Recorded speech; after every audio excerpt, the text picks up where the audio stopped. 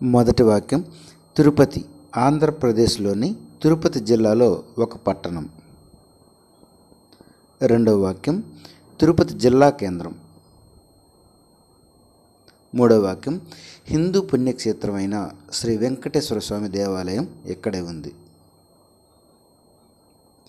నాలుగవ వాక్యం, ఇక్కడ చారిత్రక దేవాలయాలు ఉన్నందున తిరుపతిని ఆంధ్రప్రదేశ్ ఆధ్యాత్మిక రాజధానిగా అంటారు. ఐదవ వాక్యం, 2011 నాటి జనాభా లెక్కల ప్రకారం ఆంధ్రప్రదేశ్లో 9వ అత్యధిక జనాభా కలిగిన నగరంగా నిలిచింది. ఆరవ వాక్యం, కర్నూలు తరువాత రాయలసీమలో ఇది 2వ అతిపెద్ద నగరం. ఏడవ వాక్యం, 2012-13 సంవత్సరానికి భారత పర్యాటక మంత్రిత్వ శాఖ తిరుపతిని ఉత్తమ వారసత్వ నగరంగా పేర్కొంది. ఎనిమిదవ వాక్యం, స్మార్ట్ నగరం కింద అభివృద్ధి చేయబడే 100 భారత నగరాలలో ఒకటిగా ఎంపిక చేయబడింది తిరుపతి.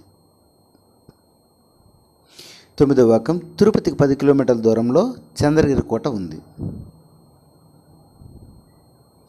10వ వాక్యం, తిరుపతిలో గంగమ్మ జాతర చెప్పుకోదగ్గ పండుగ.